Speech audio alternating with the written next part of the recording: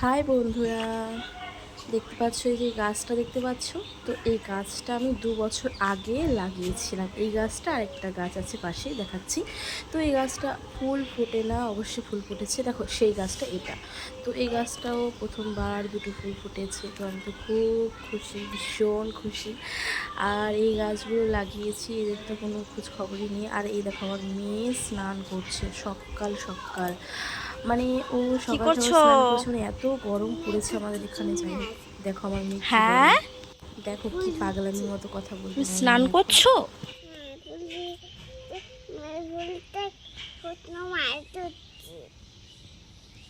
স্নান হয়নি তোমার?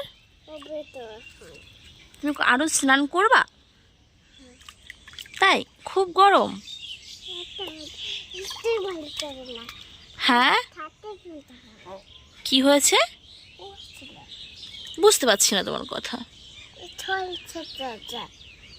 হাতে কত সাবান দিতে হয় বাবা?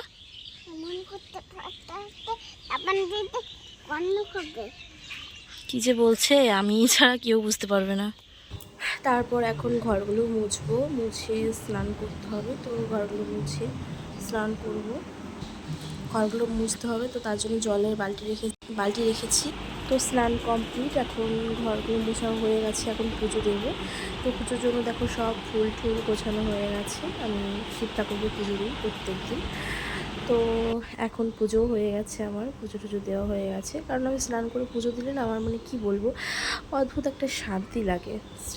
তো পুজো দেওয়ার পরে এখন লুচি করব সবার জন্য। তো লুচি দেখতে পাচ্ছ বেলা হয়ে গেছে, তো আমি লুচি খুব একটা ভালো বেলতেও পারিনি, যাই হোক। তো এখন লুচি ভাজছি, লুচি ভাজা হয়ে গেলে আমার না লুচিগুলো ফোলে না, যত চেষ্টা করি লুচি ফোলানোর জন্য, তো কিছুতেই লুচি ফোলে না, কী করবো আর। তো যাই হোক, প্রথমবারে একটা লুচি ফুললো মনে হয় আজকে। তো লুচি টুচি বানানো হয়ে যাবে। এখন কী বলবো, মাছগুলো ধুয়ে রেখে নুন হলুদে মাখিয়ে রেখেছি, ভাজবো। তো মাছের ঝোল রান্না করবো আলু দিয়ে কষা কষা করে। তার সন্ধ্যা হয়ে গেছে, সন্ধ্যার পর পুজো সন্ধ্যা দিচ্ছি। সন্ধ্যা দেওয়ার পরে লুচি টুচি আর সুজি ছিল রাত্রে ডিনার, তো খেয়ে এখন ঘুমিয়ে পড়বো। যাই হোক বন্ধুরা, পাশে থেকো, টাটা, বাই বাই।